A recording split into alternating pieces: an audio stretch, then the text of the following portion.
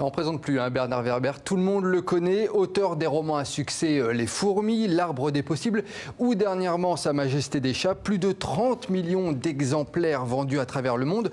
Bernard Werber qui donne depuis 2015 des conférences et des ateliers pour transmettre ses petits trucs et astuces pour écrire et publier un livre. Et justement, on est allé à sa rencontre, chez lui, là où il écrit, pour qu'il nous donne, pour qu'il vous donne surtout ses conseils pour débuter. Et on a voulu savoir qu'est-ce qu'il fallait faire surtout pour bien s'attaquer à son premier livre. Écoutez. L'un des grands secrets de l'écriture consiste à écrire des petites histoires. Moi, je crois beaucoup aux nouvelles. Je regrette qu'en France, la nouvelle soit plus à la mode, mais la nouvelle, on ne peut pas tricher. Si votre histoire ne tient pas debout, on le voit tout de suite. Si vos personnages ne fonctionnent pas, on le voit.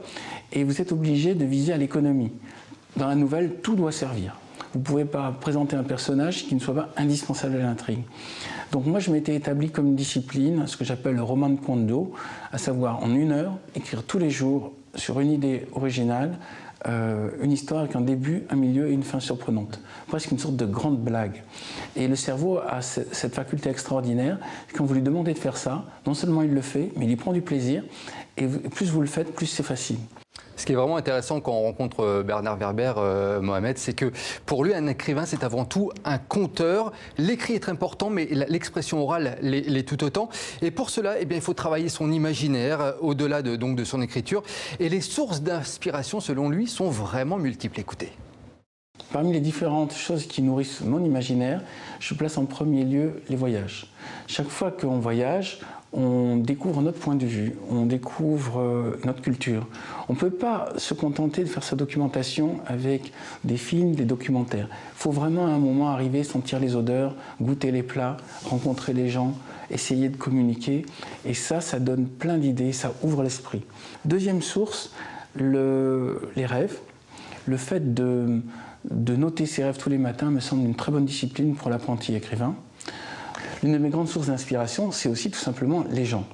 S'intéresser aux gens, ça veut dire quand vous rencontrez un autre être humain que vous ne connaissez pas, déjà vous le regardez vraiment, pas le regard fuyant et tout, puis vous posez la question, c'est qui cette personne? Et à ce moment-là, vous laissez venir des informations. Et cet exercice fait que tous les gens que vous rencontrez dans votre vie deviennent des sources d'inspiration, même si vous ne leur parlez pas forcément.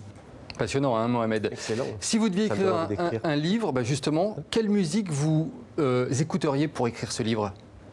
En musique classique. Musique classique. C'est ce que Bernard Werber conseille. Il conseille effectivement d'écouter de la musique classique, mais aussi du rock des années 70 et 80, c'est ce qu'il écoute, mais surtout des musiques de films. Il dit que c'est très très inspirant.